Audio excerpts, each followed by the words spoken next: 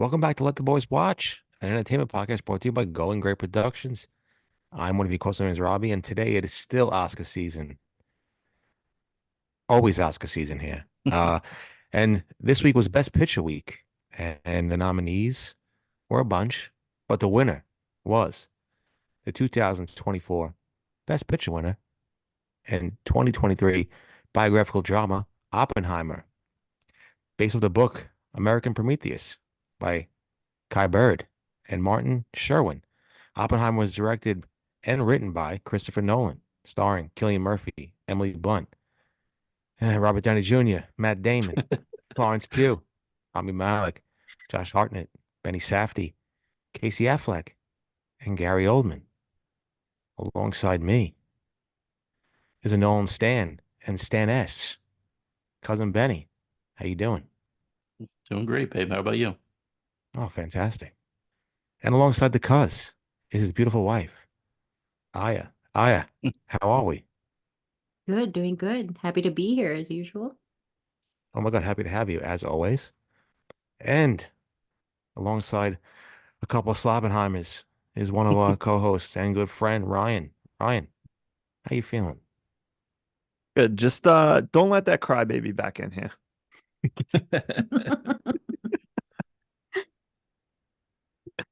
How are you, Robbie? I'm good. Good. I'm feeling like Harry S. Good. Yeah. The buck I- stops here. That's right. That's right. Mr. President. Um, so like Robbie said, this is Let the Boys Watch. And we week to week we try to watch movies that either one or all of us haven't seen, sometimes based on what we're doing. Maybe we have seen it, but doesn't matter. And like you said, this week we continued Oscar season and watched the Best Picture winner. We did have a poll up of a few nominees. Oppenheimer won, and that's I what we hate you watched. guts. I hate you guts. I hate you guts. I This forgot about that. podcast, Yeah. this podcast dangling by a thread right now. Couldn't believe the names that voted for Oppenheimer. Couldn't believe it. Please. Um, but yeah, so I think all of us saw it just like I know you guys saw it in the theaters, which is awesome. I'm sure I'd like to hear the experience behind that, of course. And Robbie and I both watched it, what, like 2 weeks ago, maybe three, like pretty Something like that. recent. And then watched it again. Um, so I don't know. Get in on the conversation. Let us know what you thought about Oppenheimer. What you thought about maybe did it deserve Best Picture? Did something else, maybe should have won, whatever. Send us an email, ltbw podcast, ltbwpod at gmail.com. No, it's Whatever. is it? I don't remember. It's in the show It's in the notes. Who notes. cares? It's in the notes. I don't care. LTBW podcast at gmail.com. Oh my In the God. notes. It's in the notes. That accordion video was fantastic. And follow us on Instagram. Typically every week we have a vote to, let us know what movie to watch. So get in on that. And again, that's also in the show notes. So, I don't know. We all kind of saw it recently. Maybe let's give like a quick thought on what, everyone felt like going in. But then we'll get into, overall impressions, plum scores, etc. So, I don't know. You guys saw it first. You saw it in the theaters. What were you feeling? What were you thinking about going into this film? Going in originally the first time, I mean, I was excited to see it. I love Nolan. The little I've seen of Cillian Murphy, I enjoyed. I really didn't know much about who else was in the movie. I wanted to see the movie, so again, this was something that I didn't pay much attention to. No trailers, nothing like that. Like I wanted to go in clean. So just seeing everybody pop up in this movie was an awesome experience. This was the first true IMAX movie I think I've ever seen, and it was incredible. Blew me away. Plums exploded everywhere like an atomic bomb. It was just fantastic. I enjoyed it.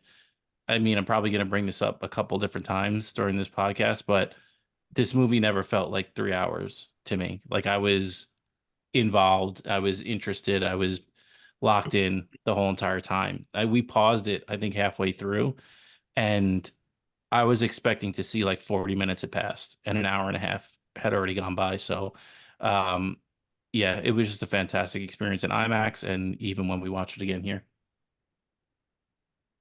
Aya? Yeah, so I love Nolan. It pains me because nothing ends my Hathaway more than Nolan film bros. Like they're like the Swifties of the film world, right? And I don't it's hard to love Nolan because of that fan base, but he just like I just like his films. It's a personal favorite. Um it's exciting to watch his films.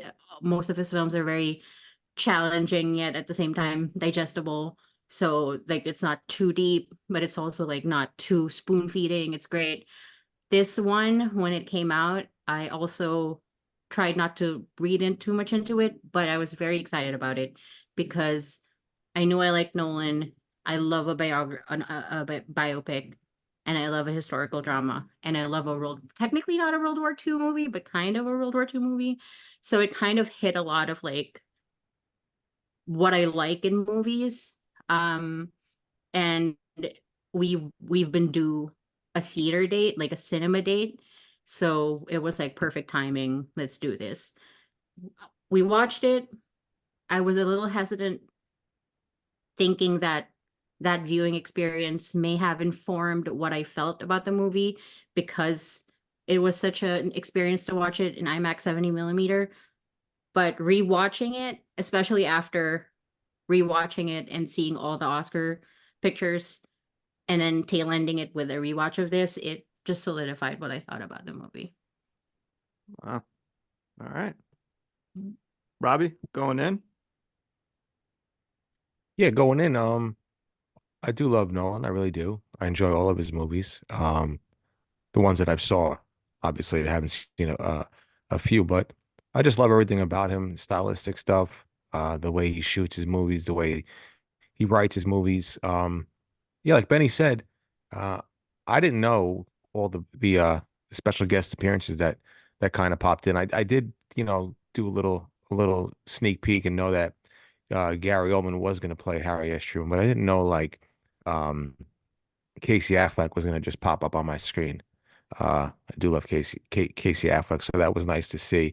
But yeah, a movie like this, 3 hours long, the screenplay has to be fantastic to draw your attention, to keep your attention, and it was. But yeah, I didn't know that much about Oppenheimer. Obviously, I knew about the Manhattan Project and things like that, but I didn't know the quote unquote man behind it.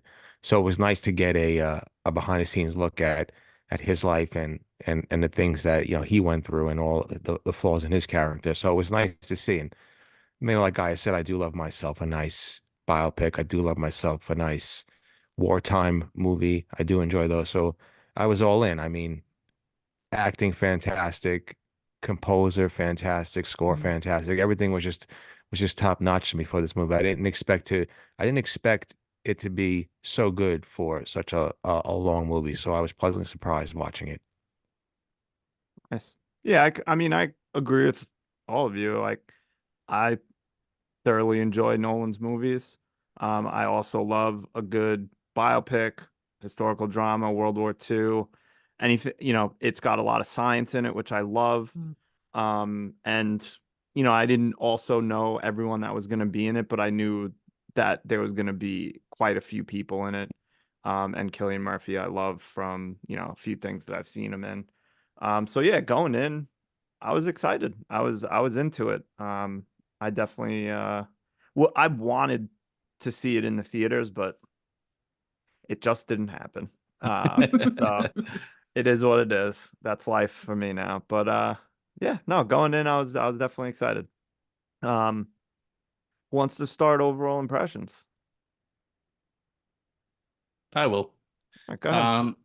Like I said, it never felt like 3 hours to me, and I think that is so important for a movie that's going to be this long. Like this movie solidified to me like how much I didn't like Killers of the Flower Moon. I hate to like keep shitting on that movie or pooping on that movie, but it was good, but it was a chore to get through the whole thing, especially towards the end. Whereas this movie, like, it could have been another hour and I would have been invested still. Um, Everything about this movie, the direction, the music, the cinematography, the performances. I mean, please say less about the performances in this movie. Um, I don't know. I think that something like this changes how movies are made, hopefully, because it was an event to go see it in IMAX, like, and to purposely seek out the 170 millimeter theater that we had in the city and see it in that format because it really was like something that was enthralling. I mean, can the screen be too big? Maybe a little bit, you're looking around, but it was just such an awesome experience. Um, and everything about the movie to me was great. There were no lulls. There was so much talking and so much dialogue, and Cillian Murphy's on the screen for so much time, but I never get bored of any of those things. I never feel like the dialogue is weighing on me. I never feel like I'm getting lost. It was just from top to bottom, um, probably about as good of a movie as you can make. Robbie, you want to go next? Yeah, I think the only way this movie would have been better if Sorkin wrote it. But other than that, no, I have to agree with everything Benny says. Like I said before, if a movie is 3 hours and it's not action packed, the screenplay and dialogue have to be top notch, and it was. And it's a testament to I gotta stop using my testament.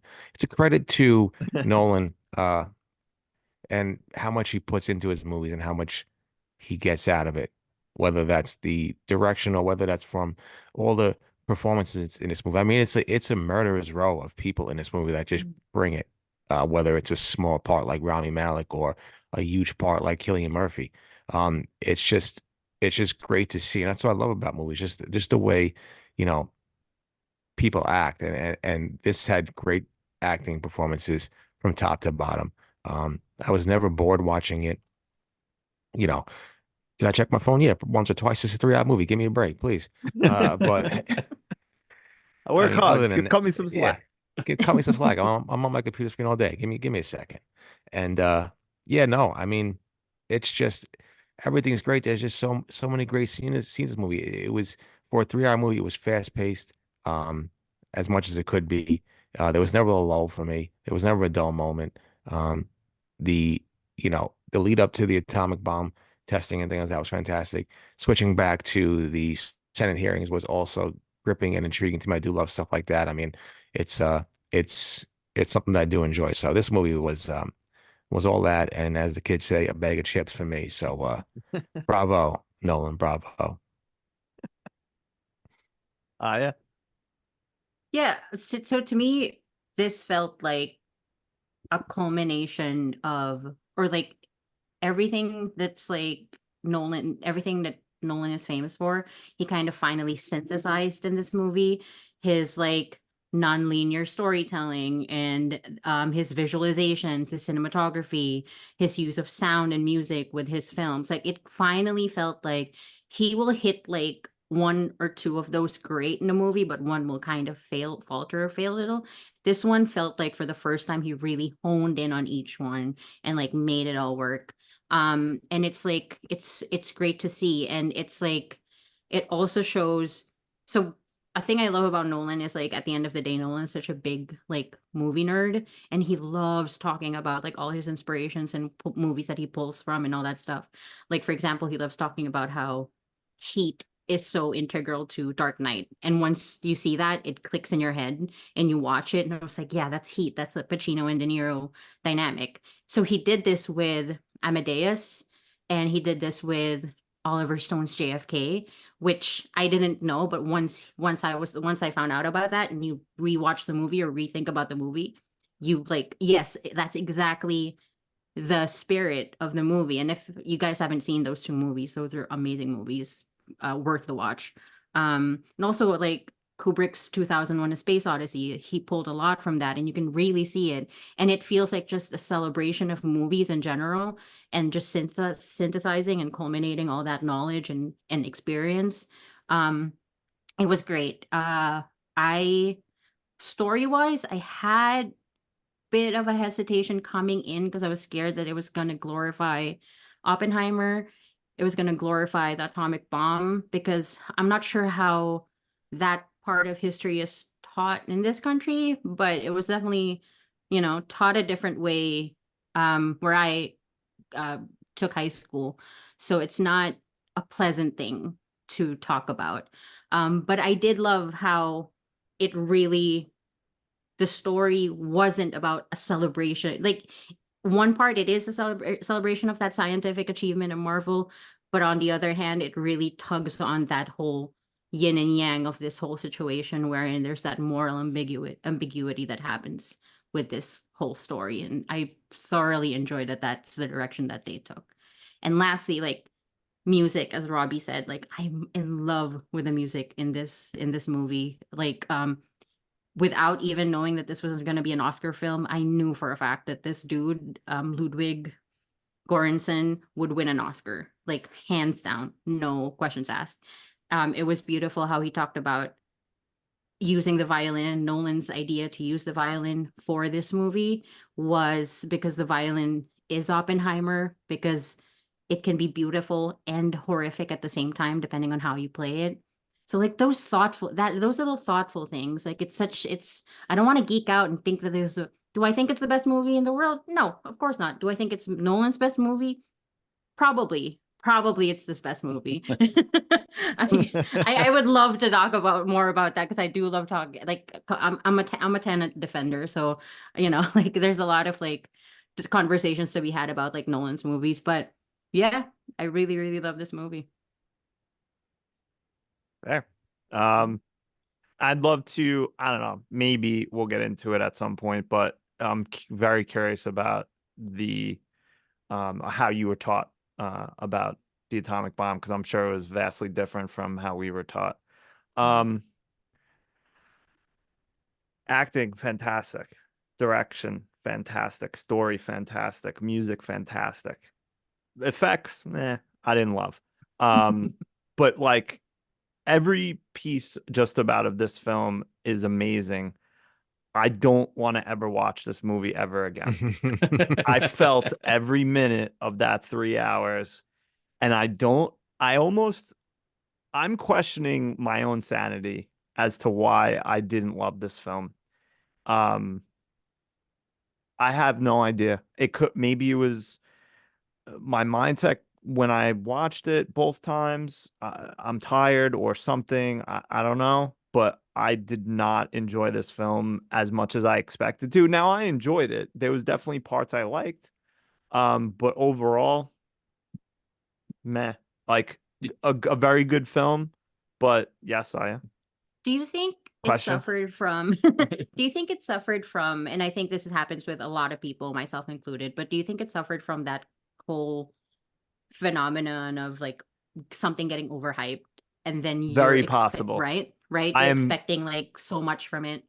I am very easily influenced by like stuff like that, where everyone's, like, just really blowing it and saying it's so good. Same with a lot of other things, restaurants, experiences, whatever. I'll get disappointed so fast. Did you break it up both times? No. You didn't? Okay. No. I was wondering if maybe that was the first time I did break it up. The second time I did not. So, and I thought maybe that was the issue.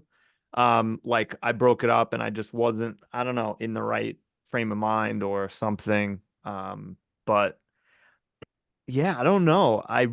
Maybe as we're talking, I'll kind of suss out my own conclusion as to why, but I just didn't love it. And I'm kind of, again, questioning myself, because, like, it's on my TV right now. I'm just, like, watching it, and it's amazing. Like, the direction and the shots and everything is so good. I'm watching Matt Damon right now testify on Robert's behalf, and it's amazing. Like, it's amazing. But it felt like pulling teeth to me. It was that, like, just long and drawn out. Wow. Yeah, Son of a And bitch. look, I know. for someone who Son of a watched, bitch. I I know. was very invested in this Oscar season, and I watched all 10 movies, and I tail ended it with this. And I don't want to S this movie's D so much, but it Suck it, baby. really, Do it. That's it that Suck it, suck- really. I already asked a D to get into this panel, so Hollywood. Whoa. Oh my God. I hope Did you Benny. did you S&D I don't know to anything about rig the that. votes? Oh, No, but like it's not far and away the winner, but it is pretty clear once you see. And this is a very competitive year in the sense that like I did see maybe one or two would be a little shaky for me, but like in another year, Poor Things might have won it. In another year, Benny and I disagree so much about Killers, and even Zone of Interest. I love that movie. He didn't really care for it too much. Anatomy of a Fall is a beautiful movie, and any other year it could have won. But yeah, no, this 10, it was no denying Oppenheimer was gonna win it. And I was pleasantly surprised with how many awards it actually picked up too. Like I was gonna give it like a few, but like I wasn't expecting it to get cinematography and stuff. So yeah.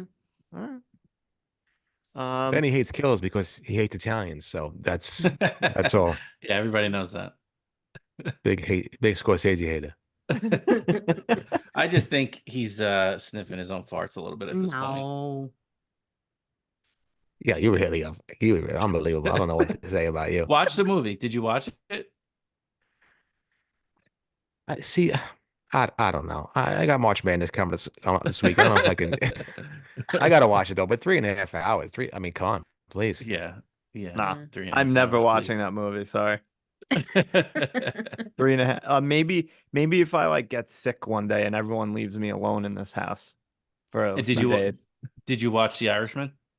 I did, and that Did it, felt long as hell. That was yeah, did it hard. hold That up movie all the way through? stunk. I That didn't movie like that stunk. movie. Yeah, I didn't like that movie at all. Well, someone's past It- their prime. No. There's no shame in it. There's a few good parts, but overall, No, it was Someone- like I said. I think what took me out of The Irishman is when yeah. 35-year-old CGI face De Niro is kicking a guy as 88-year-old body De Niro, and I'm like, get me out of here. Telling you, man, someone's got to rein this Yeah. guy in at this point.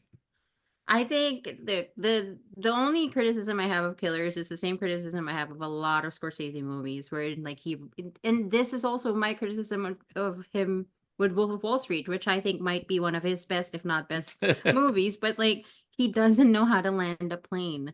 Like even Wolf of Wall Street, like it's great, but like if you really, really watch and think about it, like at the end it falters.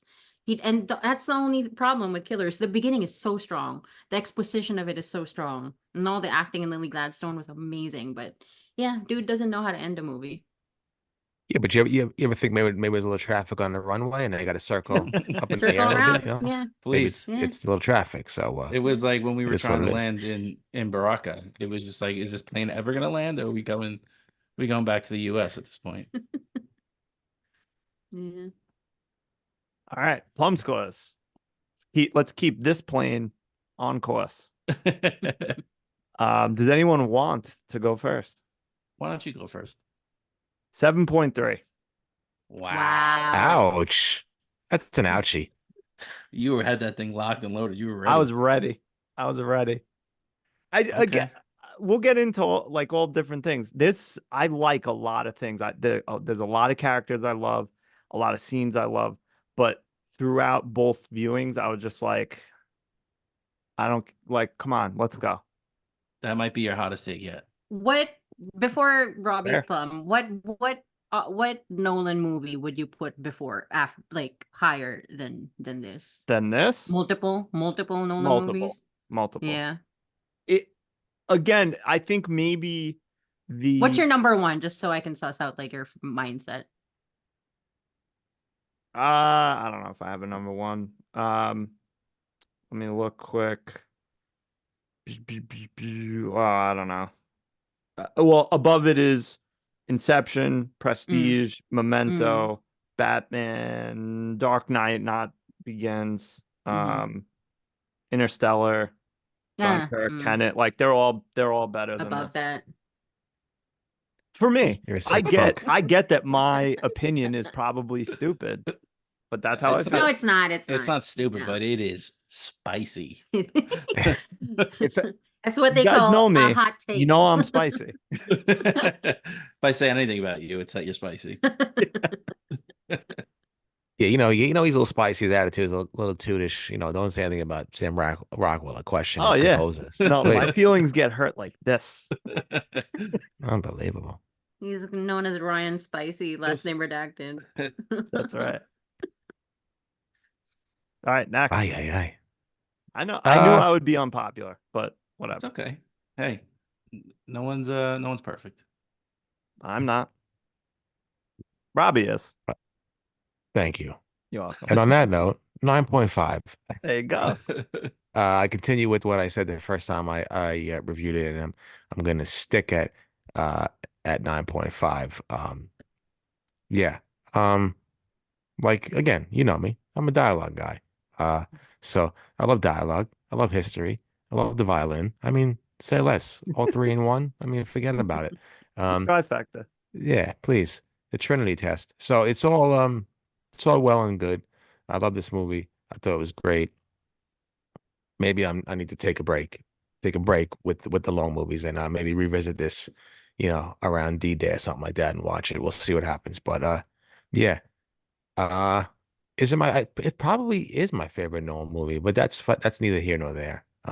There's a bunch I love, and like Ryan, the first time, like you said, Memento, the first time I saw Memento, I was blown out of my bits because I never see anything like it, the way like a movie like that. So yeah, 9.5 Nolan, the acting fantastic, the direction fantastic, the score fantastic. Shout out Ludwig who produced Childish Gambino's last album, fantastic, and won a Academy Award for Black Panther. So two-time winner. Yep.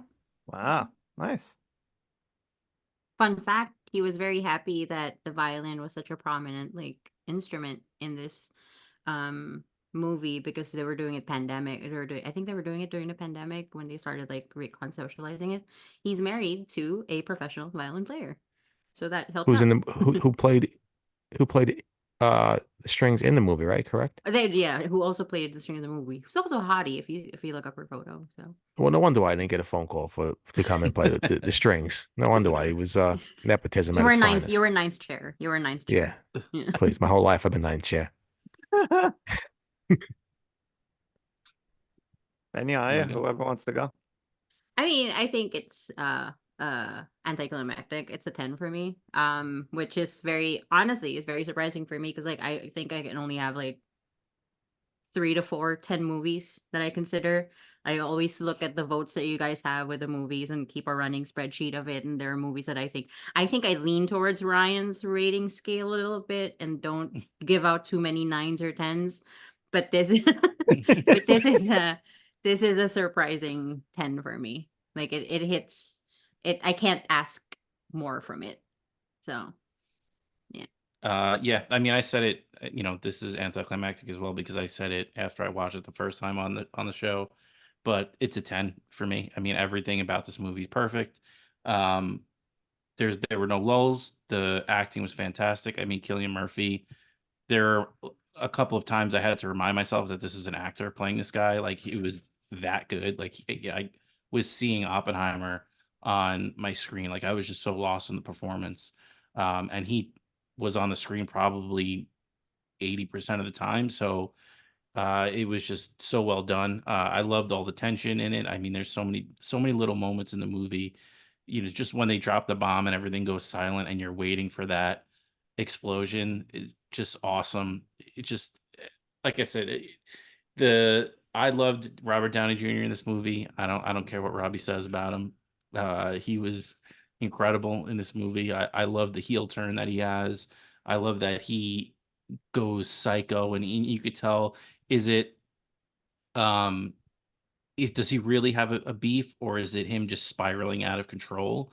And I love that you get that moment at the end with Einstein and Oppenheimer and what they actually say to each other. And I think that is just the perfect way to end the movie. And the whole speech that Einstein gives him, and it's mixed in with what actually happens to Oppenheimer at the end, with him in the White House getting his award, just perfect, perfect from beginning to end. I loved, the little bit we got of young Oppenheimer in the scene in the beginning of the movie where, he's like just he doesn't know. He knows what he wants and he knows how he thinks he needs to get there, but it's not working. And he has that disconnect with Cambridge, and how he then goes on to, he has that one conversation with Bohr, and that just puts him in the right place, and it sets his entire life in motion, and just the way everything plays out in this movie is just perfect for me. So no surprise for me, it's a 10. Nice. Real quick, just a hand up.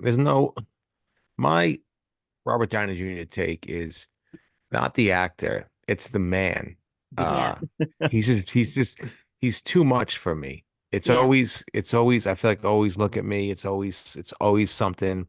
Um, I watched whatever those YouTube clips are when they have like the Google Yeah, search yeah. bar and they pull it. Just Yeah. the way it was with him and Christopher Nolan. Just like that's the Robert Yeah, Downey Jr. yeah. I can't stand. That's too much for me. But he was my favorite in Sherlock Holmes. He was my favorite in what's the movie? What the heck?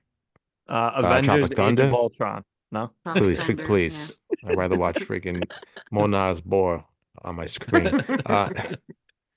Tropic Thunder, and he was great in this movie as well. I think he's a fantastic actor. Oh, It's just okay. All right. yeah, it's just the person I could see that for sure. behind the screen.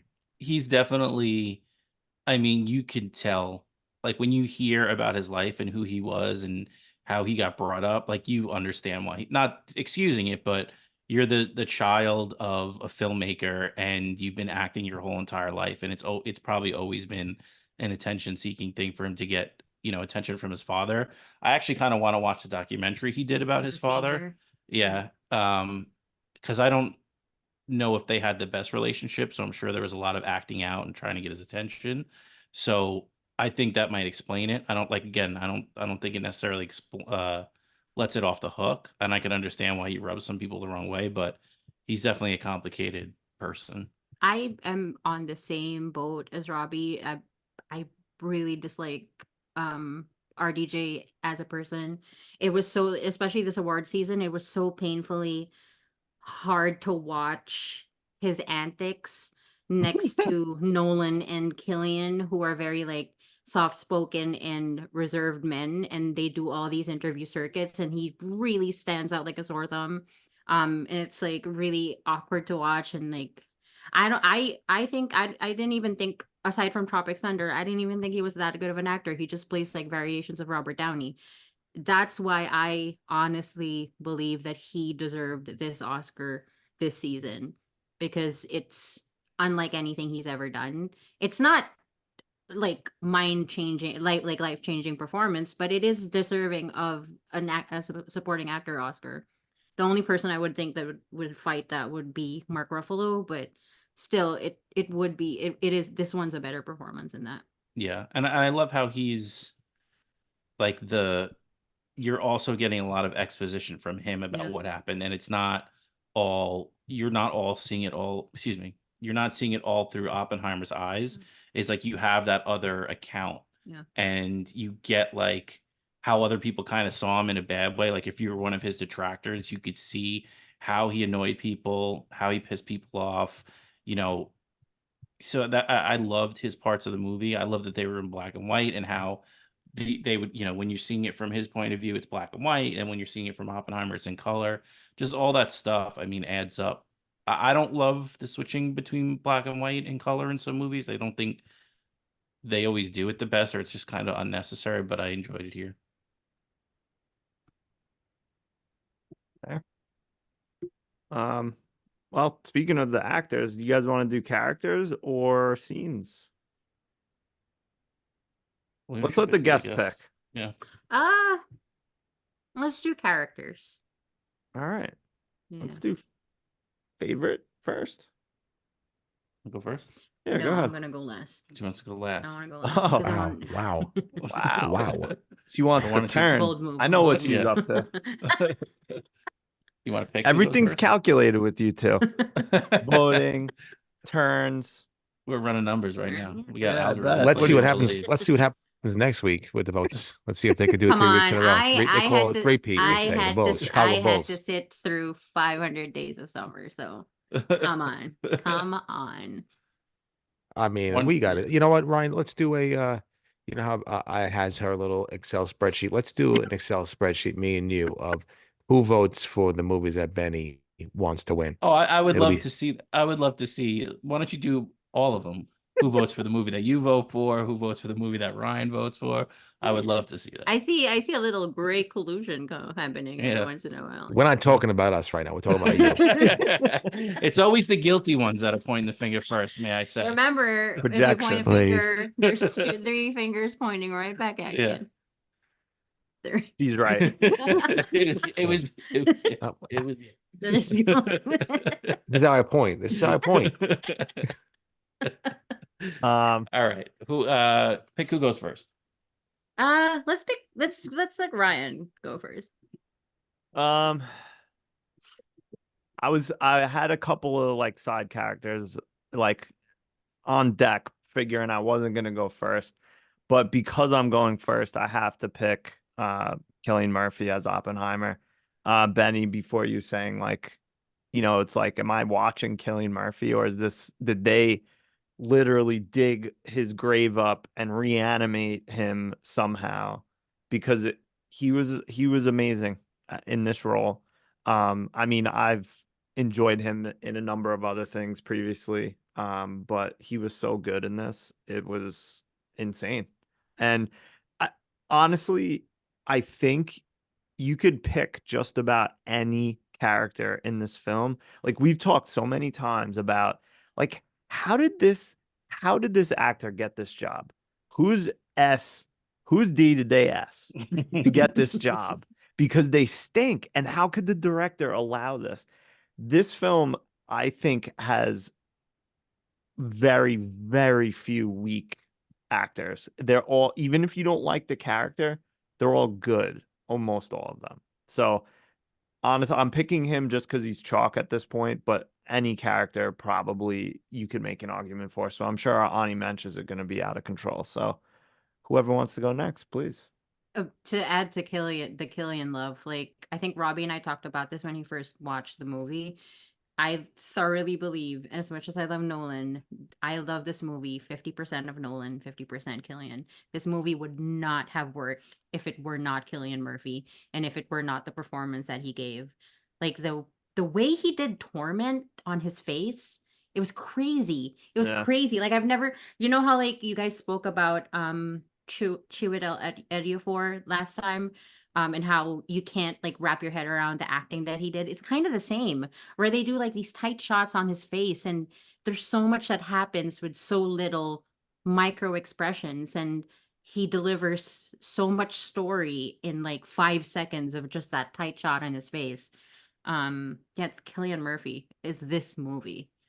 Yeah, I mean that's as much as as chaotic as it was leading up to them dropping the bomb, like the way he acted after it was, I think, the best he was in the whole entire movie. Just his I think he says it a couple times that it's a necessary evil what they're doing, but once it happens and you see the way it affects him and how he tries to in some ways atone for what he did, and he's always soft spoken throughout the whole movie. He's never loud and boisterous, but that almost like frailty to him after that happens, and just the way he is in the hearing that he has in that room, it's just awesome. Like, the reaction that he has to all of the people that are testifying for him and against him. And I love the whole storyline between him and Katie, where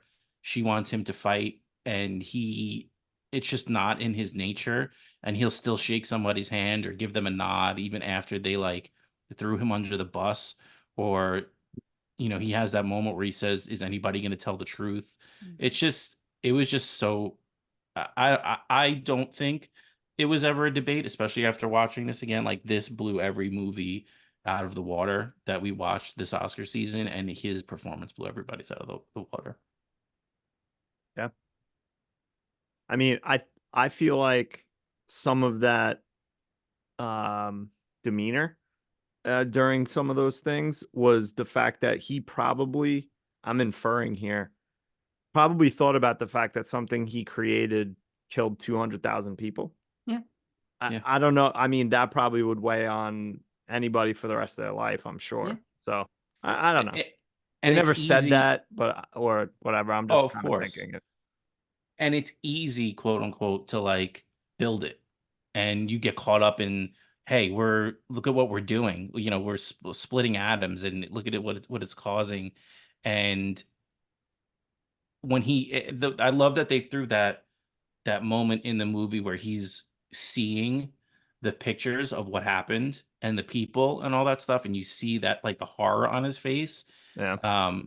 You know, I just thought that it was all done so well.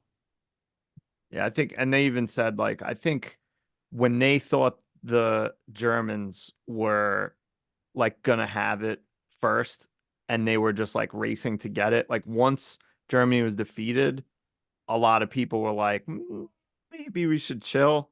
Yeah. But it was the toy in the closet that Truman or whoever was just like, nah, let's use it. We'll save so many lives. That was their argument. Yeah. Maybe, maybe not. Who knows? Next favorite character.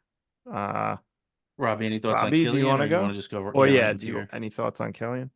No, I think you guys said it perfectly. I mean, I said it in when we talked about it a couple weeks ago briefly. Uh, as much as I do love Giamatti, it wasn't even close after watching this movie. It wasn't even close. Um, just the way he portrayed Oppenheimer, like you said, with the frailty, um, for all his, his brilliance, I'm glad that they portrayed the other side of him as well. Somebody who did some infidelity, chain smoked like a lunatic. Because that's what everybody, is complex and has so many different, you know, flaws to them and good things and bad things about it. So I'm glad that this movie captured. But everything he played, every part he played in this movie was just amazing. I mean, like you said, Ben, he was in this movie like 80% of the time, and he was just on it the entire movie. Everything about him. Uh, the facial expressions and the sorrow that he felt and the horror that he felt when he saw his pictures and things like that. And it was just a top-notch performance. And it's like back-to-back weeks of two actors who absolutely brought it and brought fantastic performances. And yeah, side note, don't eat sausage and peppers before you come on podcasts because you're gonna be burping like a lunatic. So shout out Cillian Murphy and his role as Oppenheimer. It's one of the best I've ever seen. Yeah. Robbie, do you want to go next with favorite character or? All right, I'll defer to Benny. All right, go ahead, Benny.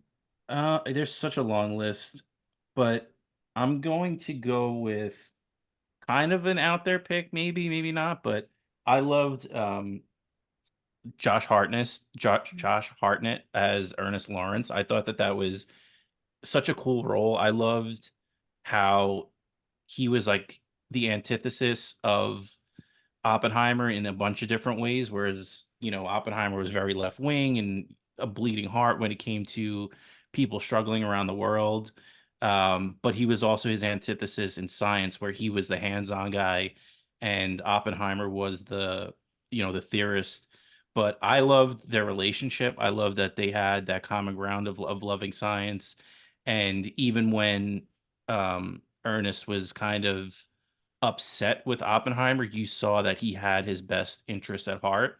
And I think that watching this movie the second time, after I watched it the first time, I kind of thought that they left on a bad note when he yelled at him about him not being told about the project and all that kind of stuff.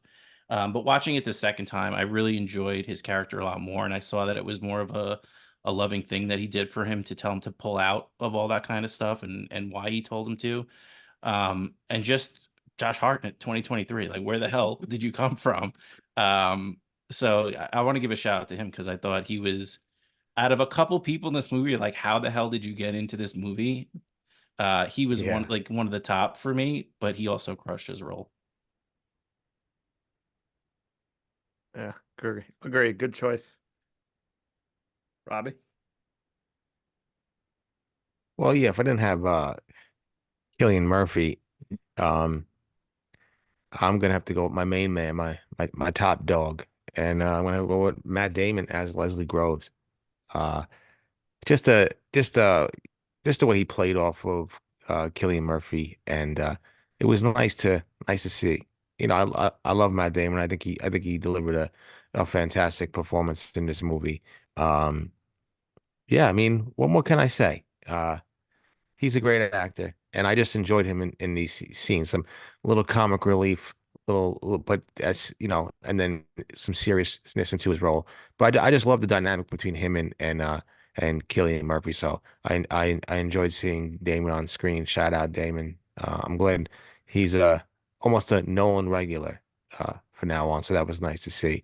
And a lot of people, poo-poo on Matt Damon as an actor, not me. I think he was great in this movie, and I enjoyed him. And shout out Matt Damon. Casting Matt Damon is gonna be so hard now. I don't know what to do. So Yeah. see what happens.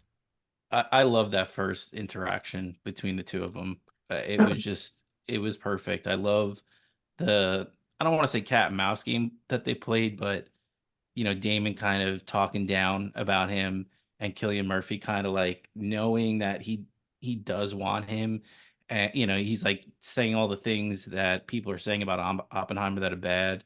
And just the retorts that Oppenheimer has, and just that back and forth that they have was great. And it continued throughout the whole movie. And I love too the way you knew it was coming too, that as soon as they got the bomb in their hands, like Oppenheimer was dead to him, like, thank you, we got what we needed, and that's it. We don't need to hear from you anymore. He added, like, Nolan loves to say, there's this anecdote that when, like, Matt Damon read the script, the only thing he told Nolan was, like, no notes. So the cast clowns on him on that. But Nolan likes to talk about how the line during that hearing on Oppenheimer, at the asking him if, based on the rules, if he would clear him, and he says no, and then he adds but I wouldn't clear any of them or any of you, that he likes to say that Damon added that on to the script. Which is the best. Well, we cast him and everything. Aya, what do you got? I will go with David Krumholtz as Isidore Robbie. Nice. That was gonna be mine. People know him as Elf. I know him from 10 Things. Oh 10 yeah, Things. That's obviously. my boy there. But like for me, I do love that he made a comeback. Like I like Josh Hartnett. Where has he been? Gained a few pounds, but like he's still doing the job. But I particularly loved his character because I felt that he was important in the storytelling of this, because he, to me, served as like Oppenheimer's moral compass throughout this whole situation.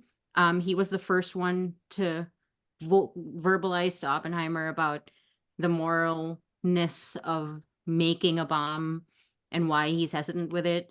You could see when they were celebrating after the Trinity test, they did like a quick second shot of him while everyone's cheering with his head hanging low. He set the tone for why horrific this whole situation is, because it's so easy, you as an audience member or someone watching this movie will be kind of like in the shoes of these scientists. It's so easy to get away and just be swept into the project, because it's so easy to like just be so involved in the project and you don't see the bigger picture, you just see the end goal of it. And I thought he was a very important character and he played it really well. Great. Yeah, He was like going to it be was my good. honey match. Yeah, I had him as an image too. I love him always, well, not always, but the two times that he offers him food, Yeah. like that, he like truly cares about him. Yeah. And it's such like a New York.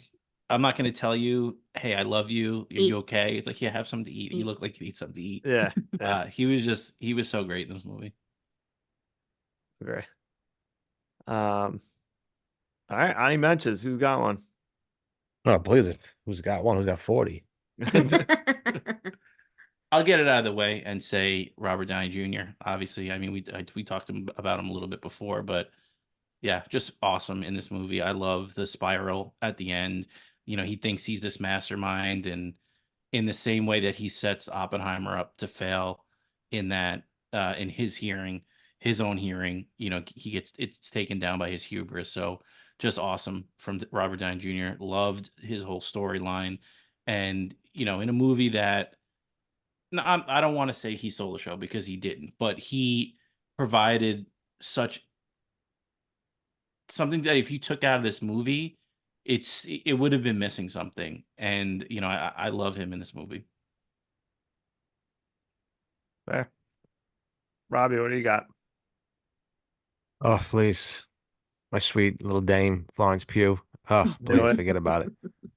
Something about Florence Pugh. Great actress. I'll say that. Other than that's the only thing I liked about her in this movie was her acting. Nothing else. So shout out to her. She played a good part. I really enjoyed it. So among other things. You got any? I'll do Kitty Oppenheimer, Emily Blunt. We had this discussion last night because I was very I think people tend to forget that Emily Blunt is actually a good actress. She's starting to get overexposed. I used to like her. I kind of am annoyed with her and Krasinski right now as people. But like she did like too many like Mary Poppins and Jungle, like all these like weird movies that people forget that she can act. Like she's actually a great actress. And in this movie, the way that Kitty Oppenheimer is like 10 toes down for Oppie the whole time. Like she's a big see you next Tuesday. She's a horrible mother, a horrible drunk. But it's interesting. It's a whole other topic of discussion that I dived into with Kitty Oppenheimer because it's a hard life it must be to be that woman with that mind and that intelligence but be trapped as like a housewife, and that's like a whole other part to her. But her testimony and her not shaking Heller's hand were like such powerful movies and moments in the movie that I gotta give it to Kitty Oppenheimer. Say my Yeah, Kitty any. Oppenheimer takes for later. Yeah. Actually, my Emily Blunt takes for later. I get it. I totally get it. You have any, Ryan? I- The end This- credits. The end credits, yeah. No, I mean, honestly, there's so many like good, even just little parts. Rami Malek's part as Hill. Just like random people showing up. You guys mentioned Casey Affleck, Jack Quaid. Who's the other one that I liked? And I was like, who the hell is that guy? And I had Katie look him up for me while we were watching. I don't remember, but Casey Affleck was so menacing in this movie. he was. It was great. And he only had like 5 minutes of screen time? Yeah, not very Yeah. long at all. What the hell? Oh, Josh Peck, I think. He was like wasn't he like one of the Drake and aides? Bell, the Nickelodeon kid.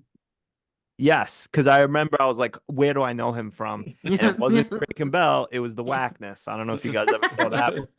I saw that one. Yeah. That's a Betty good movie Safdie. too. There was just so many just good little parts in this film. And I mean, you know what? I will pick one. Obviously, my boy is Harry Truman. Fantastic. He was in the film for what, 4 seconds and just insulted Oppenheimer. Get the fuck out of my office. So good. I didn't even realize it was him the first time I saw the movie because, He's a like good I said, I actor. didn't know who was I popping didn't know up he was in going to it. be there. Yeah. So I didn't even realize it was him until after. But I have one last, and it's Please. oh, I lost it here. Hold on a second.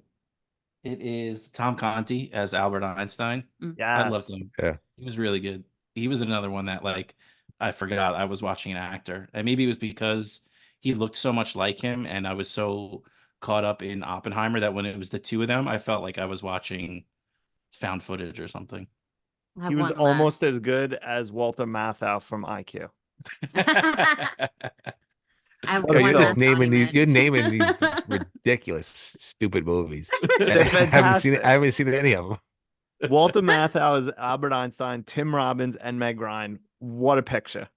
I saw that. 8.6. No, And it's not that's a that movie good. he's gonna give a 10. Oh yeah, yeah. I want to do monument for Macon Blair as Lloyd Garrison, Oppenheimer's lawyer in Yeah. the because like I think the He was way he good. looks, they kind of set him up to be like this, like, oh, he's gonna be like a loser lawyer, but like he knew he was losing, and the whole time he was like swinging, the whole time he was singing, and he was so good in it. Yeah. The way that like he sat down beside Oppenheimer and goes, "I'm really sorry." That was like it was such a good choice. Yeah, I mean, you had three Oscar winners in bit parts in this movie with Right. Rami Malek, Yeah, Casey yeah. Affleck, and Gary Oldman. It's Mhm. crazy. I want to give a shout out to Some would call him character actor. Keep going, Robbie. Don't listen to him. please, please, Fraud Johnson over there. I think with Jason Clarke. I love Jason Clarke as Yes. Roger Robb. He's great in everything I see him in. Like he was good in this movie. He was great as Jerry West in that disgusting show on HBO, Showtime, the Lakers show, the Lakers thing. Oh yeah. But he's a good Is that actor. even worth picking up? Side note, is that even worth picking up? No, not at all. Okay. It's Good worth note. putting down. How about that? Don't even pick it up. First Don't even couple pick it up. episodes are enjoyable, and Yeah. then I mean we both just fell off a cliff. We were just like, F Mhm. this show, goodbye. I think it was for some reason I think it was the guy who played Magic Johnson that did it for me. I don't know. There's something about him. Yeah.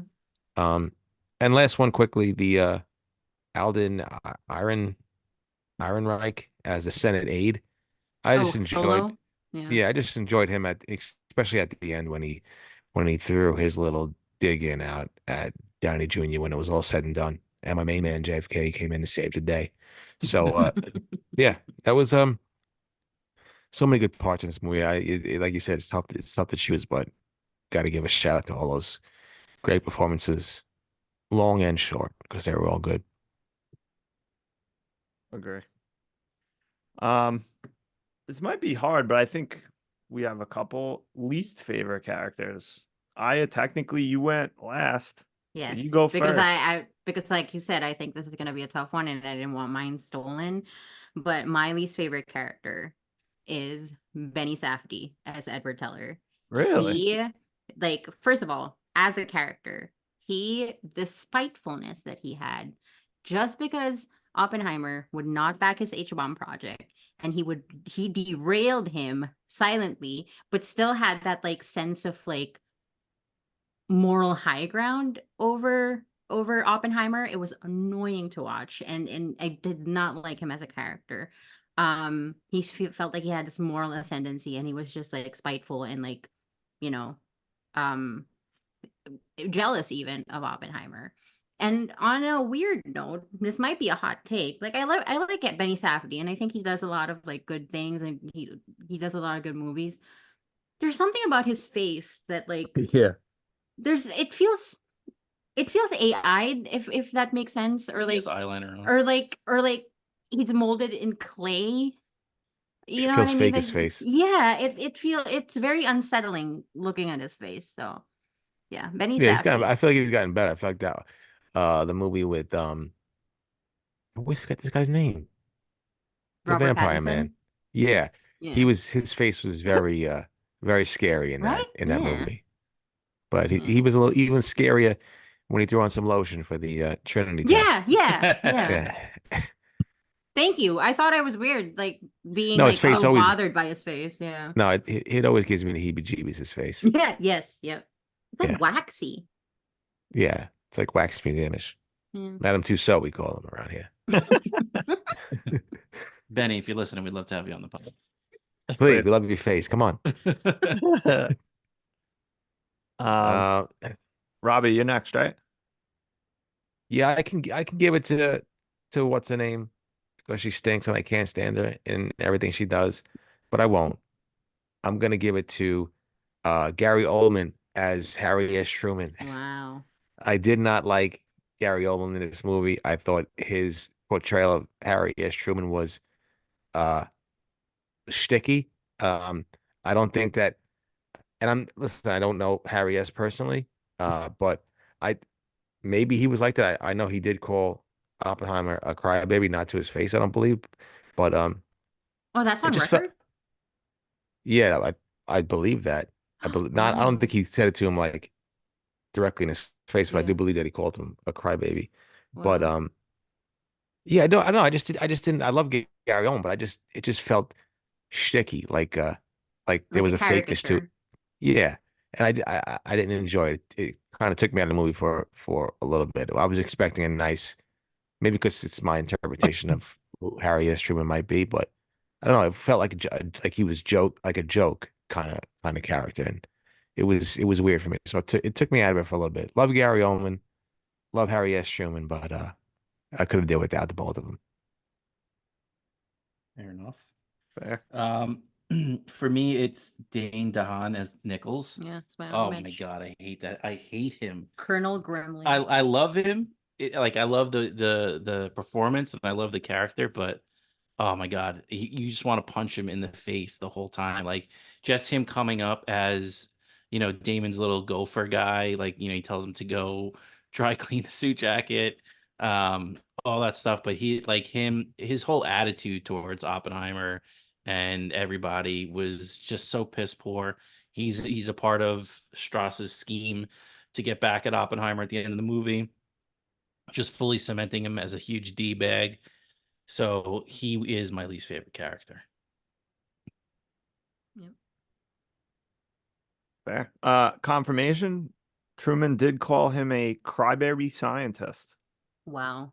Yeah, and said he doesn't want him in his office ever again, Wow. but not to his face or as he was walking out.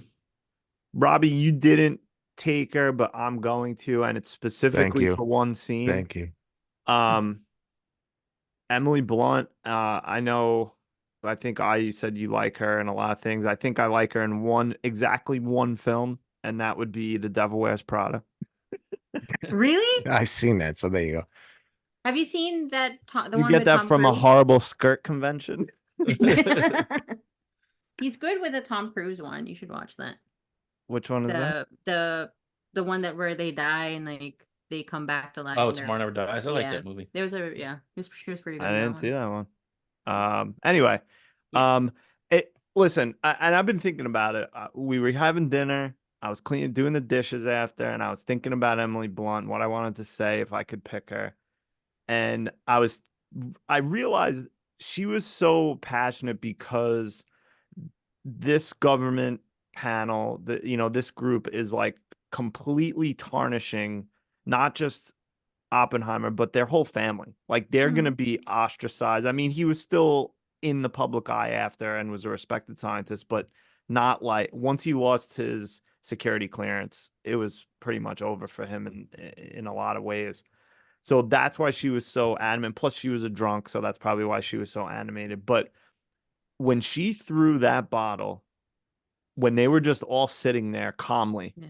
that pissed me off because I was like, why the hell there was no reason to do that? Like She's drunk. She's a drunk. I know, but like, Yeah. why you gotta be like that? Can't you be, a calm, happy drunk? Go to sleep. Calm, happy drunk. But she was, I'm not defending it, but she was also right the whole time. No, she wasn't wrong. I just didn't like. I felt it was way too over the top. But I understand she was upset and she's a drunk. I mean, she was playing a drunk, so Yeah. I get it. I get why she was acting that way, but I didn't like it. I don't have to like it. Yeah. Fair enough. Fair. Don't throw bottles in the house. You know how hard that is to clean glass up out of carpet? Oh my God, forget it. Forget about it. Any Yanni mentions? I can go. Hap Lawrence says Lyndon Johnson because he scared the shit out of me, and fuck Lyndon Johnson. So 2 for 1 for me. So There you that's all go. I got to say about that. They should have. You know what? I'm gonna say Ani Mensch, least favorite character, Christopher Nolan, for not just giving us a glimpse of our boy John F. Kennedy. Okay. Just a quick glimpse. They mentioned him. It was like mentioning Robin at the end of Dark Knight, but whatever. Maybe this is. I read online. People were saying this is the. What did they call it? like the BCU, the biopic cinematic universe that he's now creating. Because next is going to be Kennedy, Yeah. Cold War, whatever. That's what I kind of had that slated for, like, if I can't find or grasp like a least favorite scene. But I've always thought that, like, when he goes Kennedy, John F. Kennedy, It was it was very Marvel. You know what I mean? It was very Yeah. like coming next summer. Yeah, Like, John and F. Kennedy will return. it Yeah. Oh my feels God, please very. give me JFK all day, every day. I can watch anything. We will go to the moon. Not because it is easy, but because it is Because it hard. is hot. You should have a Kennedy week. There's a lot of Oh, JFK movies. Kennedy week. You We got have to lining up for wheel me November. into Good Sam because I'm they have to replumb my plums. Uh, all right, let's do Aya, you pick least favorite or most favorite scene. I think let's get least favorite out of the way, because, like, I think there's a lot to be said about favorite scenes. I'll go first because I don't mind going last for favorite. Yeah. And I'm not going to take, I don't think, anything off the board for anybody, but anytime the baby was crying was my least man. favorite part of them. And I honestly, like, I don't Babe, get frazzled. speaking my language right now. I know, but I don't get frazzled in real life when babies are crying. I for some reason I don't. Like, I mean, there's part of me Yeah. that just understands, like, that's what they do.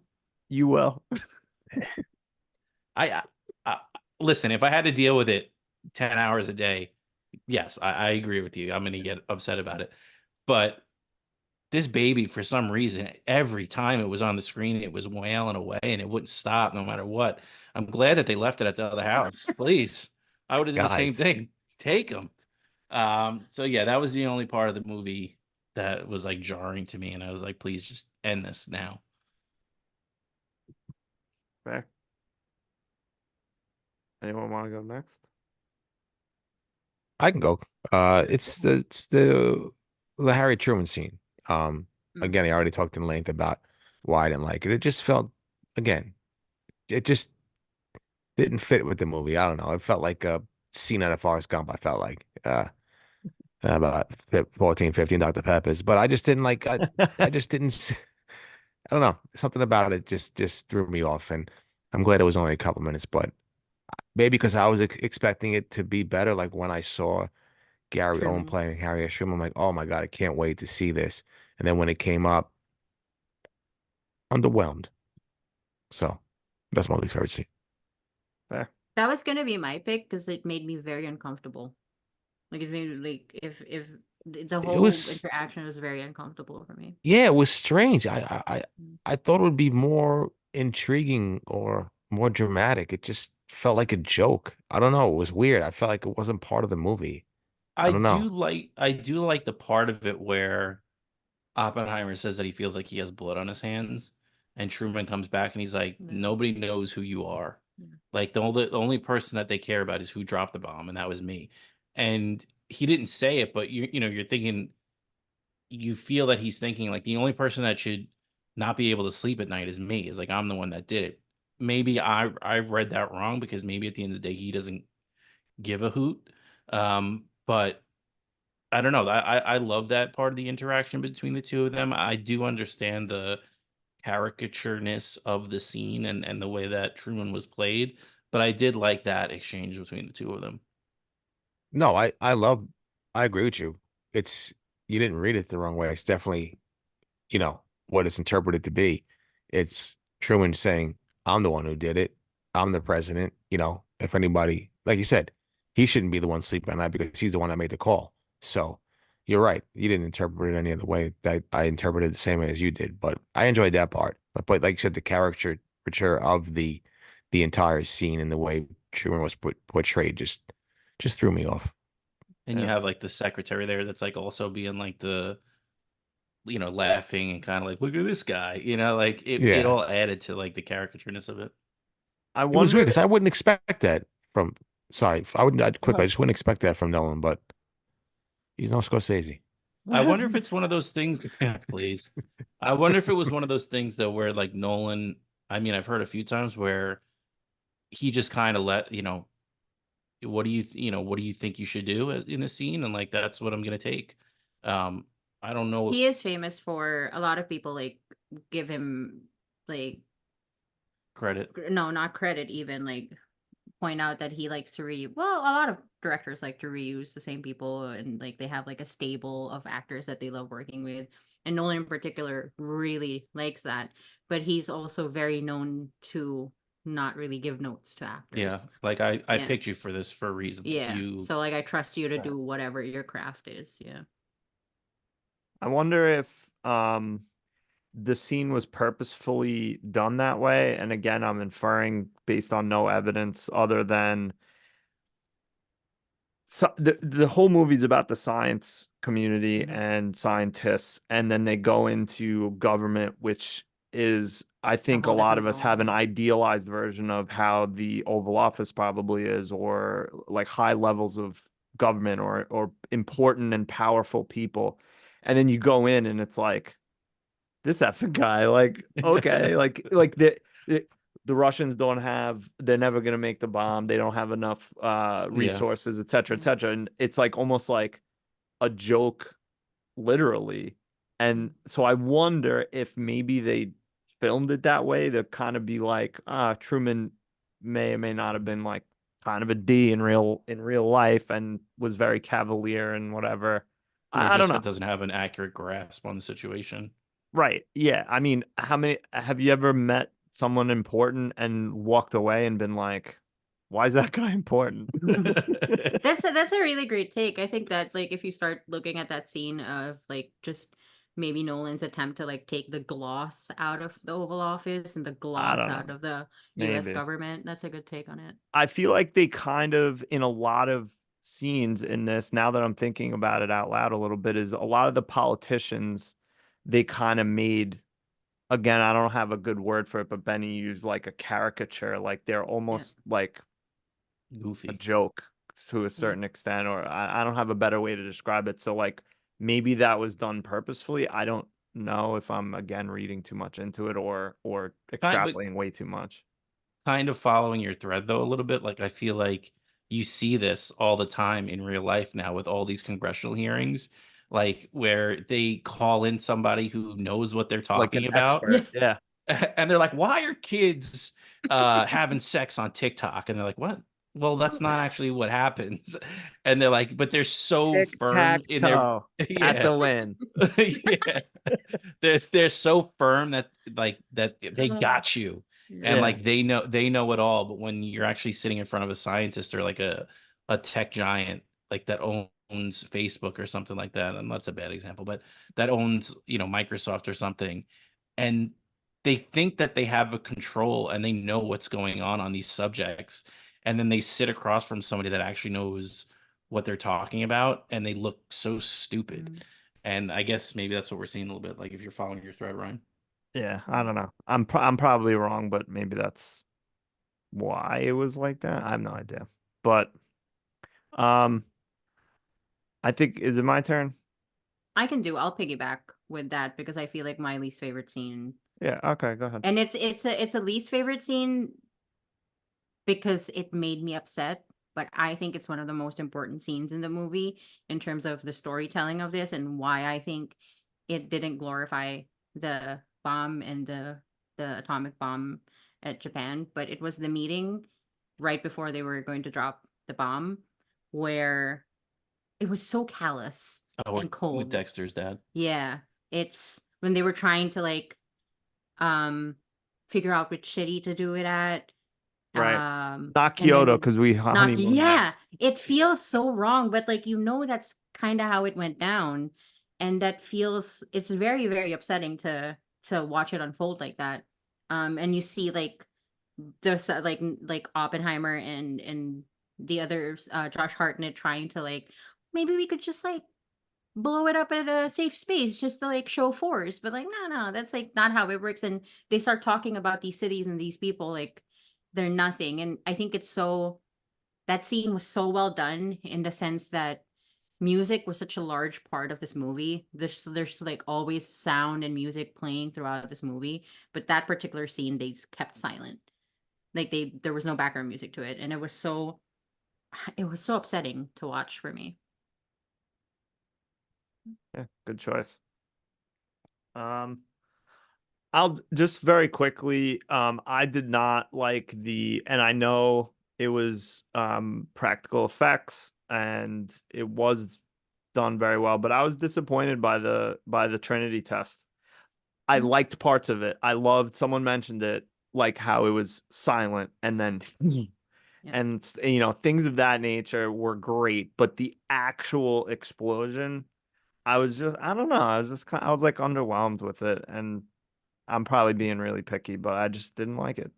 But what I got from it was that it was a smaller Oh yeah. bomb. I wasn't expecting, a 50 megaton blast here. It was 100% a test and whatever, but I don't know. I just felt like I just didn't It like almost it. would have been. I get why they did it against darkness and night, Right. but it almost would have been better In light. for scale for light, and you see the mountains in the background and like how big it Right. actually is. Like Yeah. I get putting the fire and the smoke against a black background so it really pops, Yeah. but But I don't know. I feel like it would have been better when you can get some sense of scale for how big it was. I think you're right. And I think it would, if they were doing more digital effects, they probably would have, but it looked better, you're right, against a dark background. And they could, like zoom in on certain parts and make it maybe, try to make it look bigger. I'm sure on the IMAX screen it was more impressive. But yeah, I don't know. I just was kind of like, I don't know, underwhelmed. Right. Um, any Ani mentions for least favorite scenes? Not for me. All right, favorite scene. I will go very similar piece of the movie I just mentioned, but like and I'm not saying the whole thing, but the lead up to the Trinity test was extremely just tense and exciting, and everyone getting set up, and even semi comic relief a little bit. He's putting on sunscreen, the other guy's in the car and he's like, nah, glass is good, we're good. uh but yeah, The bedding. yeah, oh yeah, just everything that, laying down facing this way, do not turn around, and then leading up to it with the button, if that drops below 1 volt. So Abort. yeah, that was very good, very well done. I love the callback to the chain reaction, the conversation that Yeah, uh Matt Damon and Oppenheimer are having. I love that whole chain reaction, like because that was something that they actually thought was going to happen. I love that whole storyline and that they actually put that in there and explained it, and yeah, that was cool. I Yeah, it's that think. like Sorry, go ahead. I go. I was just gonna say, like, I didn't read too much about it, but of course, watching this movie got me excited about learning more about atomic energy and nuclear fission, fusion, etc. And the fact that it wasn't a 0% chance and they Yeah. did it anyway, Yeah. still Yeah, is pretty Crazy. effed up. Yeah.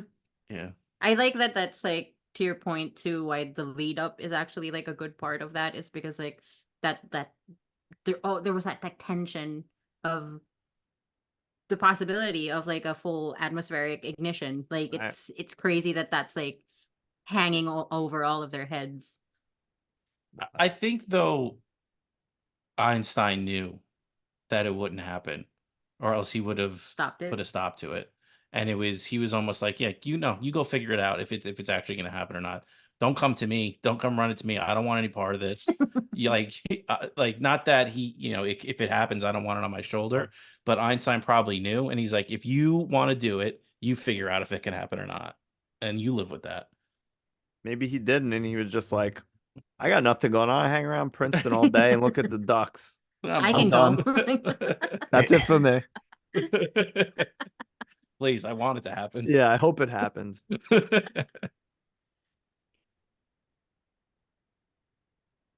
And Who's who goes next? next? Oh, I do. I'm gonna go chalk and do the ending.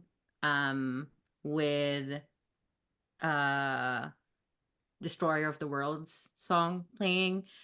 It was a great thing that it kept like calling back to that throughout the whole movie, from Strauss's perspective, from Oppenheimer's perspective. Einstein losing his hat kept coming back and back and back, which is a very Nolan touch. But like as we were talking about Scorsese and not being able to land the plane, I think a lot of my gripes with a lot of movies, art in general too, stories, movies, sometimes it's hard to end something. It's hard to wrap something up succinctly, beautifully, that it makes sense or it honors the story. Sometimes the best part of a movie will be the ending. Sometimes the best part of the movie is the exposition. I think why I also think this movie is a 10 is because it ended it perfectly. That exchange of, remember when we were talking about the chain reaction, I believe we did it, and the horror in both of their eyes, and you just coming into that tight shot of Killian's baby blues, and it just like shifting ever so slightly. It can't end any other way better. It was beautiful. It was beautifully shot. It wrapped a beautiful ribbon around the movie, and I think it's great. Choice. That's me. I think so. Yeah. All right. Give me the speech after the bomb is dropped in the gymnasium. I love that scene. The Trinity test was my favorite scene. I just enjoyed everything about it. But yeah, give me the speech after the bomb is dropped. I just love how that was shot, how it was acted, the cuts of the feet stomping and the crowd cheering. You could really feel the anxiety and the tension of that scene when you were watching, and then the scream of the little girl really scared the shit out of me. So it's just a great scene because you know it's a juxtaposition of everybody so ecstatic and excited of what just happened that they don't really know the massive, you know, ramifications that dropping this bomb caused on these two cities in Japan and the ramifications that that country's going to have because of it.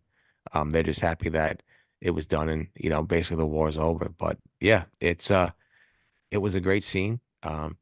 Definitely anxiety ridden with the feet stomping and the crowd cheering, and then Cillian Murphy played that part so well and acted so well in that part. It's just his speech was great, but you can kind of see that he was worn out and kind of knew and terrified of what he built and what he did. So great scene. Great.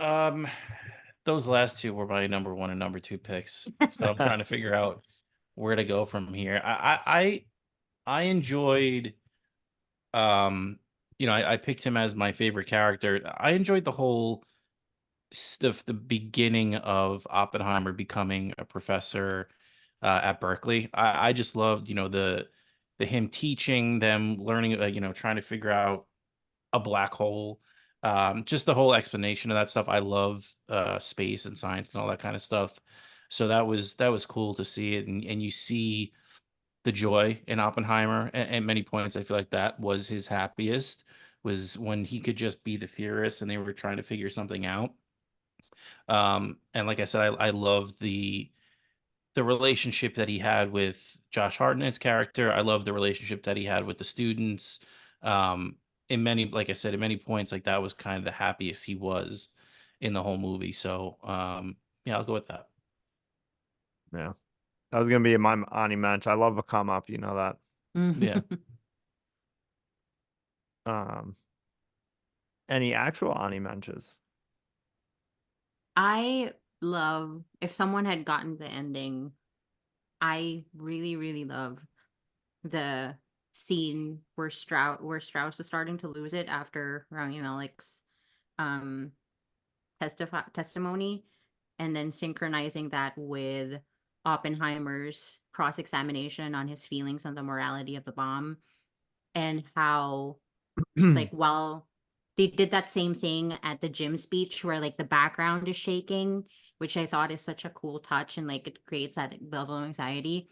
But like I love that scene in particular because it does one of my favorite Nolan devices and why I think I particularly love Nolan. He crescendos like a song. Like he likes to do that in his movies with the music and the song and the scene and the story and the picture, but it feels like a song. It feels like the crescendo part of the song, and I really really enjoyed that part. Good My choice, only Robbie. mensch, Oh, Benny. I have one, and it's the beginning of the movie. I love, like I said, I mentioned earlier, like you see him kind of floundering. I love the whole storyline with the poison in the apple, and him pulling it out of Boar's hand. I thought he played that whole struggle in the beginning of the movie really well. Yeah, that was a cool scene. Yeah, I'll go with the Ani mentioned the Oppenheimer and Hash scene with Casey Affleck. The score and the music in that scene was delightful. Casey Affleck was fantastic, and menacing in that scene, and I just enjoyed it. I thought it was a great scene between two great actors. So yeah, that's one of my Ani mentions. That's one of the few times too in the movie you see, if it might be the only one, where he's on his back foot. Like he doesn't know, he's floundering. He doesn't know what to say. He doesn't know, how to play it. It's like that, when they always say, if you think somebody's lying to you, just ask them a question and just sit there, and they'll say no. And if you don't say anything back, they keep trying to justify what they're saying to you. So they'll keep going. And I thought he played that so well, where he gives him an answer, but then he's kind of, fluffing it up, and, he gives him the whole, as he says, the cock and bull story. And I thought he played that so well. Such a great scene. I have a question for you, Ben. Did you rig the vote? No. I mean, like, if you think about what rigging actually means.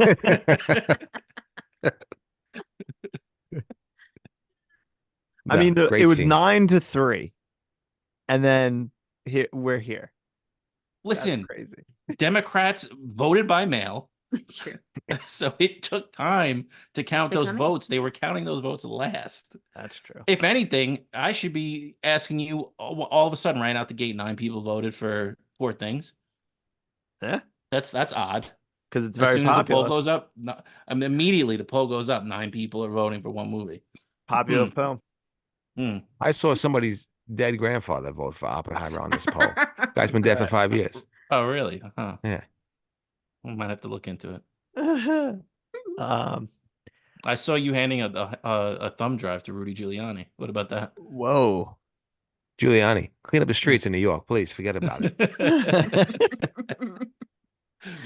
Ay. I have one quick Ani mensch, and that is when Oppenheimer was meeting with, I forget what his name is, the guy who was running Chicago, Mhm.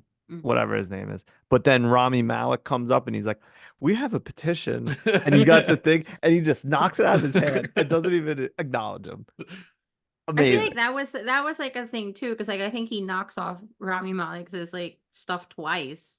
One also in the hotel. So you were kind of gonna come out and think that like, oh, he's gonna like He's gonna dunk crush on him in the Oppenheimer, testimony. yeah. So it was kind of cool. No. Knocking Last- things out of people's hand is always hilarious. It's it's so awkward to watch. It's so hard. Best. Ryan, I think you're so- talking about Abe. You're talking about Abe Froman. That's who the guy from Chicago was, the Sausage King of Sausage Chicago. King? Yeah, Abe Froman from the That's best movie right. of all time, Ferris Bueller's Day Off. You know what I found out today about Ferris Bueller? The guy who plays the principal is like Yeah, a POS. pedophile. yeah. I had no Yeah. idea. This Yeah. whole time. This whole time I thought he was a decent guy. No, Oh, please please. forget about it. Pencil Rooney. What a dick. Jeez. Who else you think was a good guy? Phil Spector?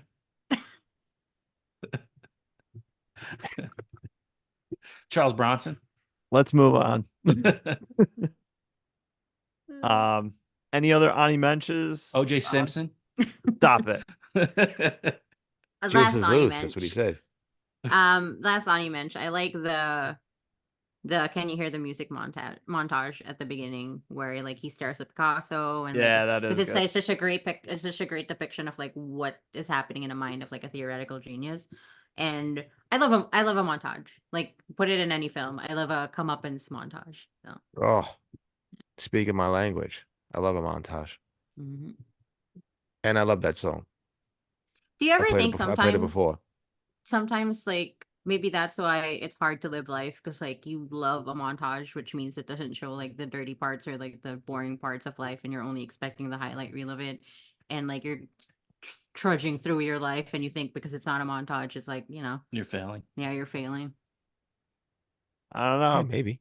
My whole life's a highlight reel. I don't know what you're talking about. Good for you.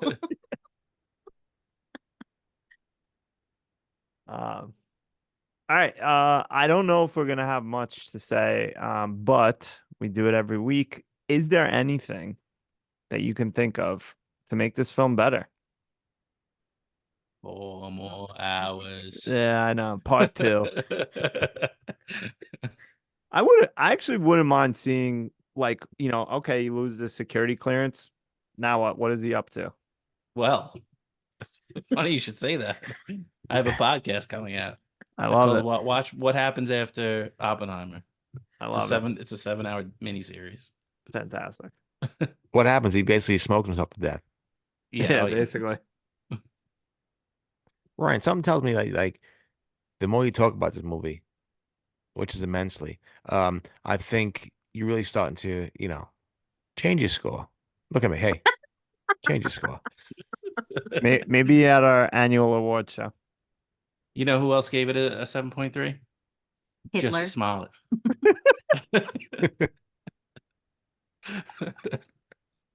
Another person you thought was a great band. I didn't think that. That's what Once I we said off the air. heard. I did not. No, I didn't say any of those things. Yeah.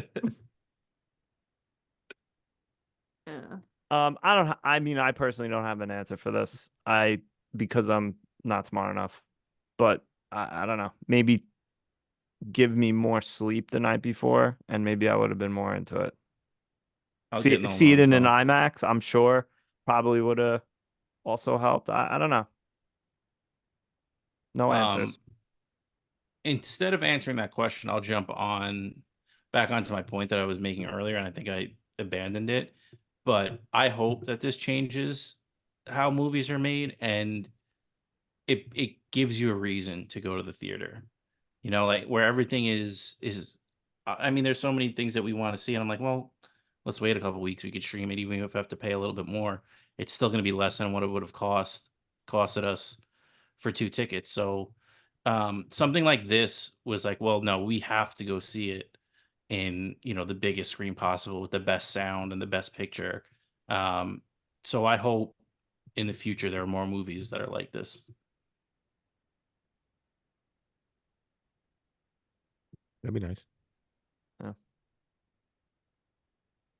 Does Uh, anyone? Robbie, go ahead. yeah, one way to make the movie better. I think the way, my research and researching atoms and the way they're split, I thought they could have did a better job of talking about splitting atoms.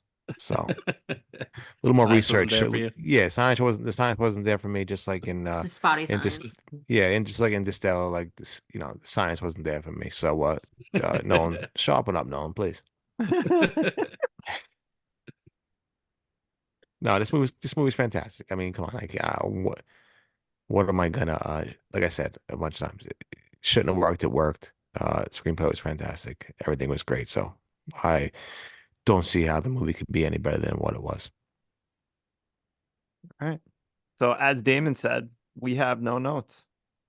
Oh, No nice. notes. Yeah. Speaking of Matt Damon, it's time to play casting Matt Damon, working overtime, where we cast Matt Damon, even though he's in this movie, but we do it every week.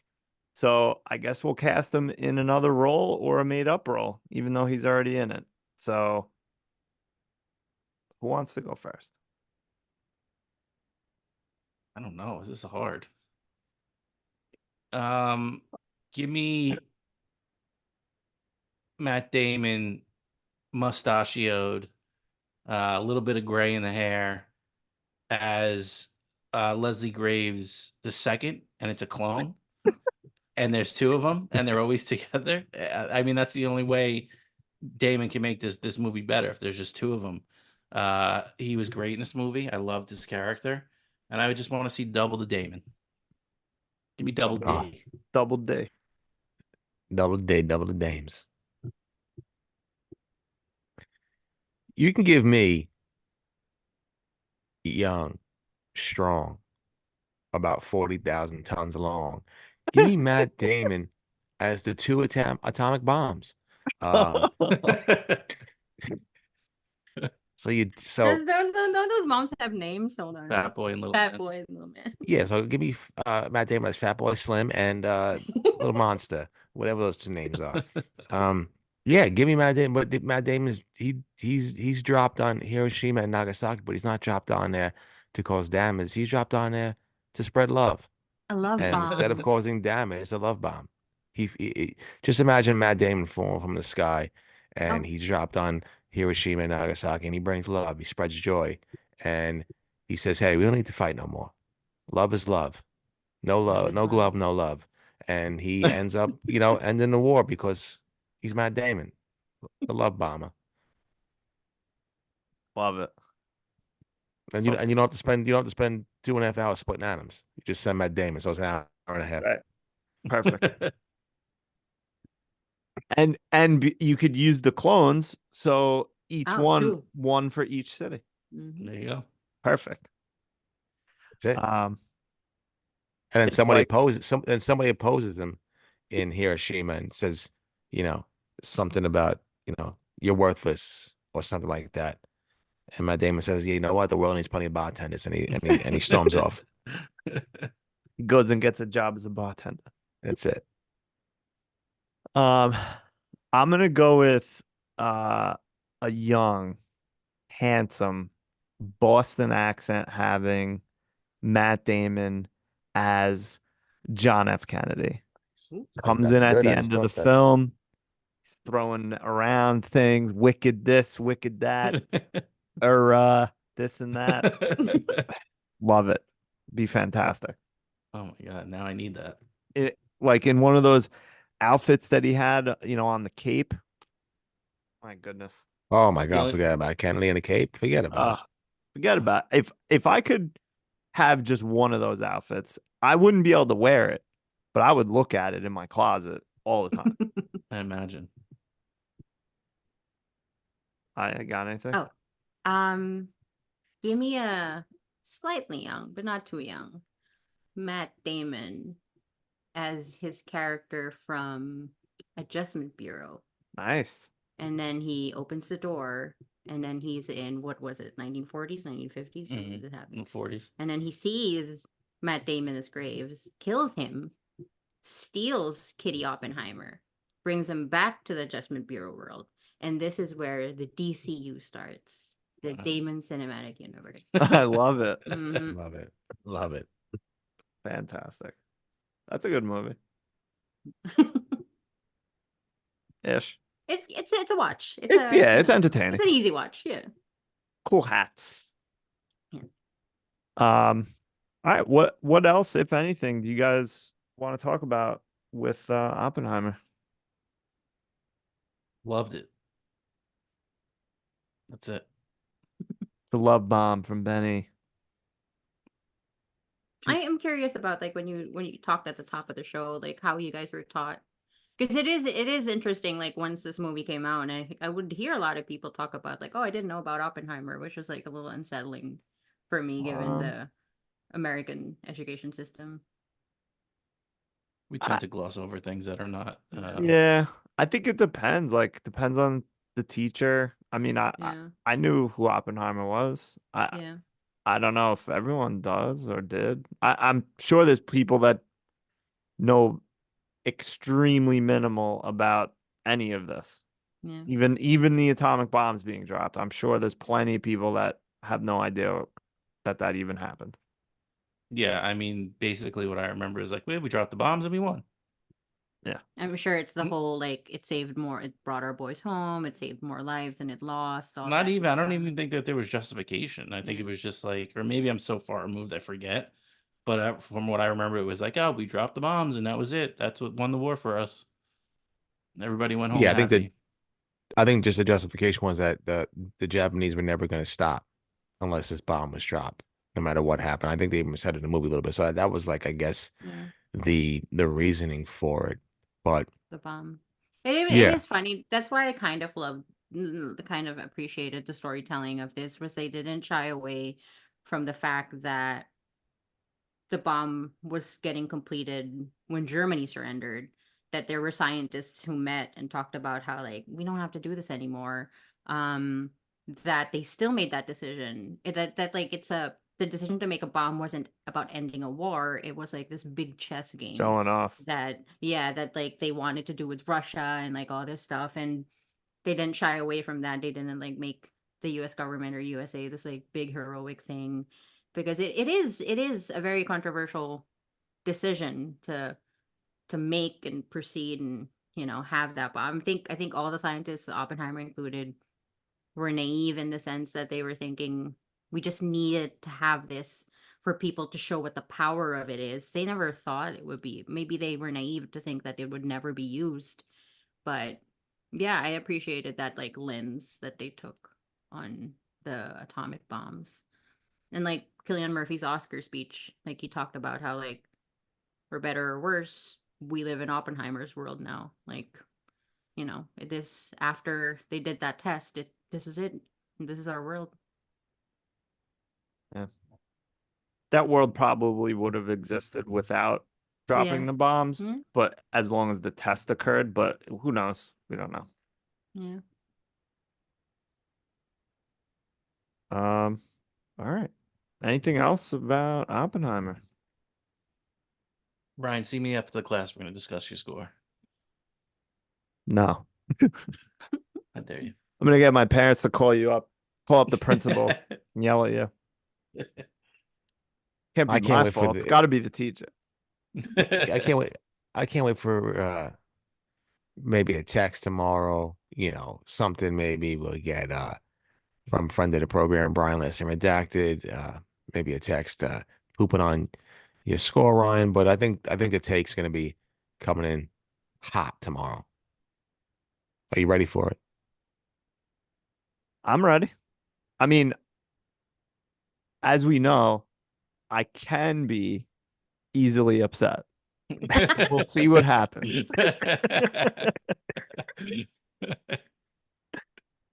This is true. This is very true. But hey, Yeah, it is what it is.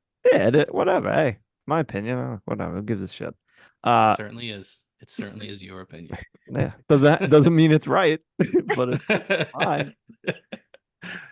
Are there Um, any just- other than Poor Things? Are there any like Oscar movie this season's Oscar movies that you guys are like gunning to watch soon? A couple of Robbie didn't was that was an Oscar nominee, wasn't it? The one you watched just a few days ago. Yeah, Past Lives. I watched that the other day. How'd you think of it? I gave it an 8.3. I enjoyed it. Okay. It was Okay. very good. Yeah.